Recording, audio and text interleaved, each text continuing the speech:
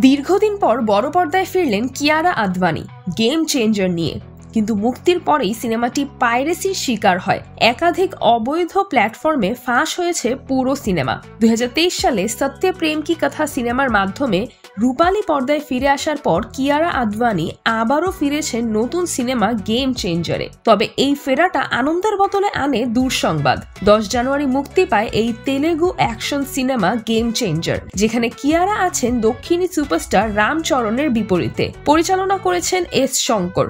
কিন্তু মুক্তির কিছুক্ষণের মধ্যেই সিনেমাটি ফাঁস হয়ে যায় অনলাইনে। পুরো সিনেমাটি এখন একাধিক অবৈধ প্ল্যাটফর্মে দেখা যাচ্ছে। এমনকি ভারতীয় গণমাধ্যমেও খবর প্রকাশিত হয়েছে সিনেমার পুরো কপি ইন্টারনেটে ছড়িয়ে পড়েছে।